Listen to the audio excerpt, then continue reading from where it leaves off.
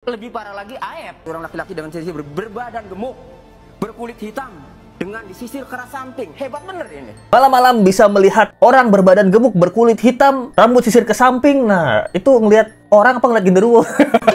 Walaupun kasihan Mel-Mel dicuekin. Tidak ada yang percaya kamu Mel-Mel, kasihan deh kamu. Dilemparin dan dikejar-kejar geng motor. Liga Akbar di sini cerita digiring untuk membuat cerita seperti itu. Liga Akbar itu disuruh ngarang cerita kan. Pertanyaan kita, siapa yang suruh? Kesaksian Aep itu disuruh karang cerita juga kan. Mengeluarkan orang dari menjadi bebas karena tidak cukup bukti itu keberhasilan loh. Bahkan kalau mereka lulus SMA, Vina dan Eki, itu rencananya tuh mereka mau tunangan gitu. Pak Rudi, dari mana kamu dapetin para pelaku ini Pak Rudi? Dari Aep gitu. Aep yang kasih tahu gitu. Saya yakin bahwa pelakunya bukan terpidana yang sekarang mendekam di dalam penjara. Akhirnya ayah Eki, Pak Rudi, diperiksa terkait dirinya yang menjebloskan narapidana ini. Salah tangkap atau asal tangkap? Nah, hai, apa kabar? Kembali lagi di Let's Go. Apa kabar kalian semua? Semoga kalian baik-baik aja. Let's Go masih update tentang kasus Vina sebelum 7 hari guys ya. Apa kabar kalian semua? Nah, hari ini beberapa update tentang kasus ini. Yang pertama adalah ayah Eki ya, yang itu kabarnya akan diperiksa. Nah, diperiksa apa? Nah, diperiksa di mana sih kamu bisa mendapatkan pelaku-pelaku ini? Yang buat laporan kan kamu. Tapi pas kamu buat laporan, tiba-tiba kamu udah punya nama-nama pelakunya. Nah, di mana kamu dapat itu semua? Itu yang pertama, guys. Yang kedua adalah Otto Hasibuan, gokil.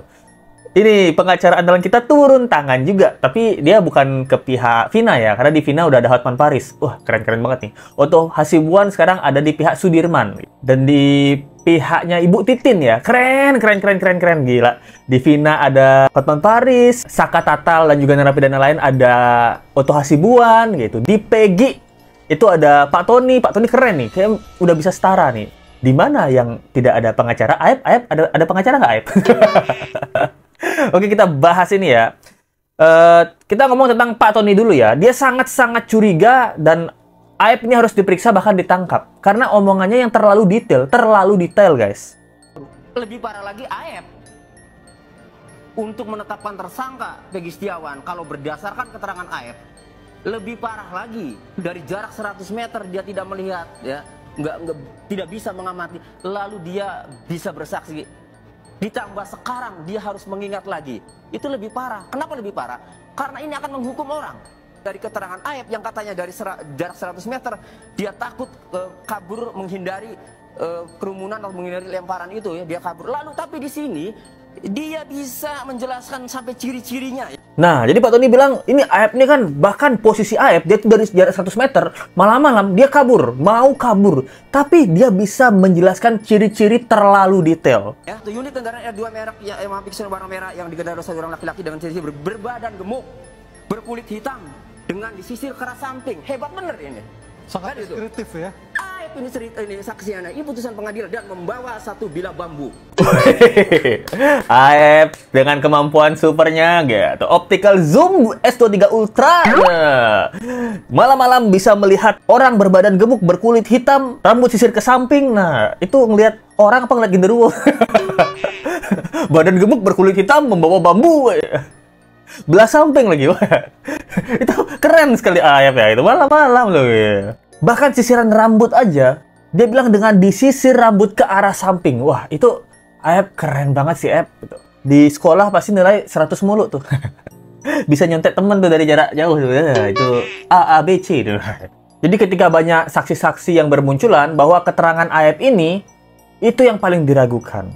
Nah kan kita bertanya ya, kenapa sih kepolisian ini ngebet banget Peggy Setiawan ini jadi tersangka dan pelaku pembunuhan gitu. Memangnya bukti apa yang Peggy Setiawan punya sehingga PG lainnya, Peggy Cianjur, Apung RP itu nggak dipunyai sama Peggy Setiawan? Kalau kita lihat dari FB, si Apung RP sama si Peggy Setiawan Cianjur di foto-foto itu udah ada naik motor guys, naik motor, terus baju jaket XTC kan. Apalagi si Apung RP ini.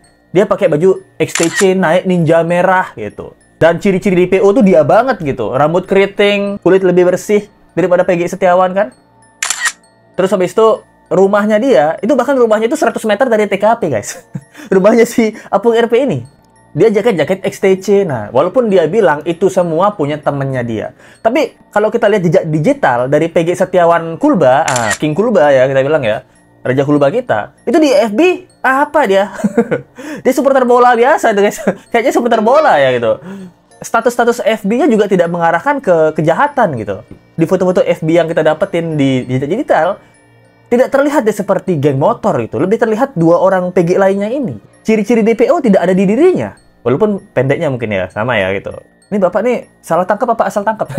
Pertanyaan kita ya gitu. Bapak-bapak oknum maksudnya. Saya yakin bahwa naluri saya berbicara, melihat cerita ini, pelakunya bukan terpidana yang sekarang mendekam di dalam penjara, si 17 ya. Bukan juga si Saka Tatal, bukan juga si siapa namanya Peggy. Udahlah, bebaskan mereka, cari yang sebenarnya. Kalau cerita Mandor Suroto benar adanya, penyidik lalu lintas diperiksa bercerita benar adanya, Pak Rudi yang sedang ditimpa kemalangan benar menceritakan dari mana dia dapat cerita ini.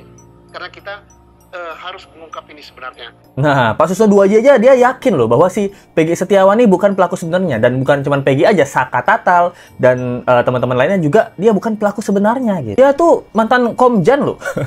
Komjan Pol loh Suso 2J itu. Dia punya feeling itu bahwa ini bukan yang sebenar-benarnya. Bahkan Aep tuh juga ditantang ya, bukan ditantang sih. Ya maksudnya ya kita anggaplah ditantang lah sama Pak Ferry ya. Kalau nggak salah tuh ketua RT ya Pak Ferry namanya ya. Dia pengen ketemu Aep gitu karena pengen adu argumen. Kamu ngelihat mereka ini dari mana sih gitu? Dari 100 meter di mana sih, jarak warung itu di mana gitu? Itu ya menurut Lisco saksi yang harus dipertimbangkan tuh salah satunya tuh Pak Ferry ya gitu. Karena dia bersaksi atas kesaksian Aep, dia tidak percaya kesaksian Aep. Itu yang pertama. Lalu Mel-Mel ya. Mel-Mel ini juga bahkan dia pengen ketemu Linda ya. Saya pengen ketemu Linda langsung nih. Gitu. Bawa Linda ke sini. Kan dia juga itu ya. Mel-Mel kan lumayan nantang ya. Dia juga bilang, aku berani bertanggung jawab gitu. Walaupun kasihan Mel-Mel dicuekin. Tidak ada yang percaya kamu Mel-Mel. Kasihan deh kamu.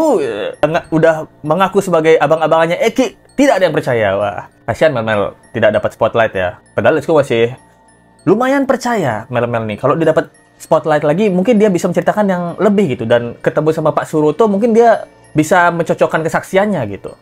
Liga Akbar ternyata kemarin mencabut omongannya bahwa dia dilemparin dan dikejar-kejar geng motor. Terus dia kabur ke gang sempit, makanya dia bisa selamat. Nah, Liga Akbar di sini cerita, dia bilang disuruh dirinya dahulu digiring untuk membuat cerita seperti itu, digiring lah. Nah, jadi dia membuat cerita kesaksian bahwa dirinya juga ikut dikejar, dilempari batu, dan dia kabur ke gang kecil. Nah, berarti kan Liga Akbar itu disuruh ngarang cerita kan? Nah, Liga Akbar disuruh ngarang cerita, pertanyaan kita siapa yang suruh?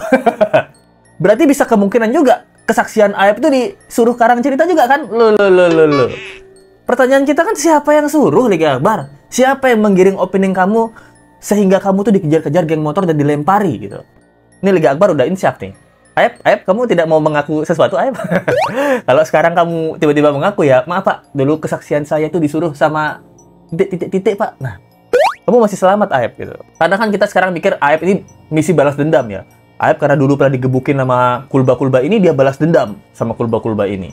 Kalau Liga Akbar mencabut laporannya, Lisco ngerti nih. Karena ini sekarang mungkin viral-viral banget. Takutnya viral lagi, dia dipanggil menjadi saksi lagi gitu loh. Jadi kalau ketahuan dia berbohong di tahun 2016 waktu persidangan, wah dia bakal dapat masalah besar. Jadinya daripada saya ketahuan berbohong, lebih baik saya ngaku sekarang lah. Gitu kan gitu. Tapi nggak apa-apa loh kalau Aep mengaku bahwa dirinya digiring opini ataupun dia berbohong ataupun dia nggak yakin dengan kesaksiannya pada saat tersebut, itu nggak apa-apa. Itu malah bagus loh. Kita memaafkan kok. Dari mana Pak? Bapak sempat ajak ngobrol atau masih minta tolong Vina pada saat itu? Lalu dia minta tolong Bu. Mukanya udah aduh ngeri Bu kelihatnya. Laki dan perempuan sama Ibu. Baik. Kondisinya pada saat itu hujan deras atau bagaimana Pak? Hujan Bu, hujan deras karena darah itu mengalir ngikutin air yang jalan di atas aspal Ibu. Kesaksian Pak Suroto juga dia bilang pada saat tersebut hujan deras. Lalu dia mengatakan itu jam 10 ya, tapi banyak yang bilang Mel itu bilangnya jam 11, Pak Suroto bilang jam 10 gitu. Nah itu kan beda-beda dikit ya. Ini Lisco nggak tahu ya. Sebenarnya bukan kita mau mengadu Mel dan Pak Suroto, itu malah pengen Mel-Mel dan Suroto ini gabung gitu. Mel-Mel, Suroto, bahkan Liga Akbar, dia 3 orang ini punya satu benang merah gitu. Jangan-jangan mereka ini punya POV masing-masing, point of view masing-masing. Mereka sejalan gitu. Kalau mereka ketemu dan dijadikan saksi bersama, bahkan ditarik benang, mungkin mereka salah dalam keterangan waktu, atau dalam keterangan kondisi cuaca, atau dalam keterangan beberapa hal. Tapi kan intinya mereka bertiga nih sama-sama bertemu Eki gitu loh. Itu kan, bukan kita malah menyerang-nyerang mereka, itu bukan. Jadi kalau bisa ditarik kesimpulan, apakah mungkin benar Liga Akbar tuh jam 7 malam, jam 7 malam dia udah kelar sama Eki, atau jangan-jangan dia jam 6 atau jam 8. Kondisi cuacanya mungkin pada saat sebelum berpisah dia masih cerah. Jadi kan kita pengen narik kesimpulan nih, oh ternyata Liga Akbar bareng Eki dari jam sekian sampai jam sekian. Jadi setelah itu Eki pergi jemput Vina, mereka berpisah. Nah, pas jemput Vina ternyata dia ketemu si Mel-Mel. Nah, ketemu si Mel-Mel, akhirnya setelah jalan-jalan bareng double date sama Linda juga, nah akhirnya mereka berpisah. Baru terjadi kejadian tersebut, di mana mungkin hujan dan lain-lain, dan ketemulah Pak Suroto yang menolong para korban ini gitu. Karena beberapa poin dari Pak Suroto itu juga ada di Mel-Mel, di mana Pak Suroto menemukan Vina dengan jaket tertutup duluan kan gitu. Jadi dia benerin lagi gitu. Juga banyak yang mengatakan bahwa jangan-jangan Mel-Mel adalah salah satu pelakunya pada saat tersebut ya, cemen aja. Nah tapi pertanyaan let's go, kejanggalan dari Mel-Mel, kalau dia memang segitunya deket sama si Eki, kenapa dia nggak sampai ikut ke rumah sakit ya? Nah, itu pertanyaan Let's Go ya. Sedangkan Pak Suroto ini, dia kan yang nolongin Eki dan Vina. Dia kan sampai di rumah sakit. GD, dia bilang gitu ya. Let's Go lupa atau memang nggak ada informasinya Let's Go. Mel-Mel ini nggak ada cerita bahwa dia ada di rumah sakit gitu. Bersama Eki dan juga Vina gitu. Nah, itu salah satu kejanggalan dari Mel-Mel ya. Dan harusnya kan di rumah sakit pasti heboh kan. Bilang, saya nih, abang-abangnya Eki nih, saya nih, Eki nih, saudara saya nih gitu. Gitu kek, atau apa kek? Nah, itu kejanggalan dari cerita Mel-Mel. Kalau kesaksian Pak Suroto ini lebih meyakinkan. Kenapa? Karena didukung oleh 2 anggota Polri. Dan didukung lagi nanti dengan petugas perawat atau bidan atau apa yang ada di rumah sakit. Kalau kesaksian siapa Aep, Mel-Mel itu tidak kuat. Dengan demikian, maka akan selamatlah orang-orang yang sudah dihukum seumur hidup, dan juga akan jelaslah posisi Peggy yang sekarang sudah jadi tersangka. Itu keberhasilan mengeluarkan orang dari tersangka menjadi bebas karena tidak cukup bukti, itu keberhasilan loh. Nah, itu guys. Jadi, mengeluarkan orang yang tidak cukup bukti dari penjara itu merupakan keberhasilan polisi. Oh, jadi kita ada kesempatan nih, suatu saat mungkin polisi kan, ya nama manusia ya, salah tangkap kek, atau asal tangkap kek. Nah, ternyata kebenaran terjadi, itu adalah prestasi buat polisi. Jangan sampai polisi malah kekeh ya, bodo amat, udah salah tangkap, atau asal tangkap. Ya pokoknya yang ada ditangkap aja lah. Itu malah tidak mau menerima kebenaran yang ada gitu loh. Benar tidak Ibtu Rudiana diperiksa Propam hari ini? Ya, mohon sabar, pasti nanti akan dirilis. Tapi setidaknya kami ingin menyampaikan bahwa ketika mulai rame, kami dari Kompolnas sudah mendorong mohon dilakukan audit investigasi. Dan itu langsung direspon cepat oleh Mabes. Sudah diturun, kalau menduga kira-kira begini. Ketika mulai diributkan bahwa pelapor yang orang tua korban, notabene orang tua korban, membuat laporan, itu sudah langsung menunjuk beberapa nama. Tentunya pertanyaan muncul, dari mana? Mengatakan bahwa ketika ayahnya Eki ini membuat laporan, polisi, ayah korban ya, dia sudah mempunyai daftar-daftar pelaku yang dia tangani sendiri gitu. Apakah diperiksa? Ini masih proses ya, masih rahasia. Udah diperiksa belum Pak? Rahasia. Rahasia internal gitu. Masih tunggu ya, masih menunggu faktanya gitu. Let's Go dapat informasi, kabarnya juga bahwa hubungan Eki dan Vina ini serius banget guys. Kalau kalian dengar di kesurupannya Linda bilang tuh Linda tuh serius banget sama Eki. Linda mau nikah sama Eki. Dan itu bener guys. Kabarnya bahwa ibunya Eki itu pernah ketemu kakaknya Vina. Dan mereka bilang bahwa ini benar-benar serius. Bahkan kalau mereka lulus SMA, Vina dan Eki, itu rencananya tuh mereka mau tunangan gitu. Nah, jadi ini juga apakah bisa jadi salah satu petunjuk ya gitu bahwa Eki ini ternyata ada masalah internal keluarga juga gitu. Apa yang menyebabkan bahwa keluarga Eki ini benar-benar tutup mulut tentang kasusnya Eki itu. Padahal Eki kan sudah meninggal ya gitu. Tapi walaupun banyak yang bilang, kasihan kan ayahnya Eki, kasihan keluarganya Eki ini, Eki udah meninggal, jangan ditanya-tanya lagi gitu. Ini kan kalau benar yang ditangkap itu adalah korban asal tangkap ya, bukan salah tangkap ya, asal tangkap. Mereka juga punya keluarga loh. Kasihan Bapak Peggy Setiawan, kasihan bapaknya Saka, bapaknya Sudirman, bapaknya siapa kayak itu. Semua kasihan gitu. Anaknya di korban asal tangkap. Semua bapak-bapak kasihan gitu. Jadi makanya cari yang secari-carinya. Kalau memang ada pelaku yang belum ditangkap di luar sana, enak banget. Kehidupannya dia tuh enak banget gitu. Terus dari donasi, terima kasih banyak teman-teman yang udah berdonasi di Let's Go. Dari ada Daniel Wijaya ya. Oh, makasih nih. Daniel Wijaya kemarin kan udah ya gitu. Viralkan bang, semoga Let's Go tidak akhirnya ngawal kasus ini, kasihan anak kecil. Oh, dia kasih link. Nah, linknya ini Let's Go udah nonton gitu. Tapi ini karena nyebutin banyak banget nama-nama jenderal ya, Bang Daniel ya. Ini Let's Go belum bisa bahas nih. Kenapa? Karena Let's Go harus cari fakta-fakta lain pendukung ya, selain dengan Ibu-Ibu Widya ini. Nah, dari Eko Hongot, Let's Go dan Eko Hongot adalah tema. Apa tema?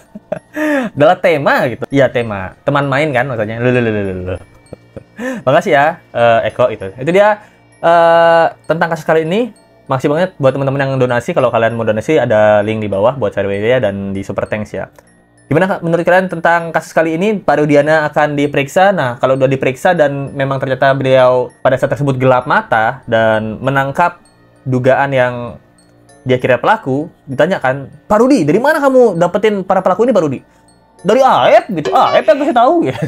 Bisa jadi kan. Terus Aep, bener Aep, kamu yang kasih tahu Pak Rudi? Ya saya kan ditanya Pak sama Pak Rudi. Pak Rudi bilang ke saya, kalau ada yang nongkrong-nongkrong lagi di depan, itu coba kasih tahu saya ya gitu. Ya saya kasih tahu Pak Rudi, Pak ada yang nongkrong lagi Pak. Nah, jadi pokoknya Aep dan Pak Rudi ini kesaksiannya sama loh. Pak Rudi ini menangkap mereka semua karena dapat laporan dari Aep. Nah, Aep ini melaporkan mereka karena atas permintaan dari Pak Rudi gitu. Itu yang Let's Go dapat dari pernyataannya Pak Tony ya gitu. Ya itu dia yang bisa lo sampaikan.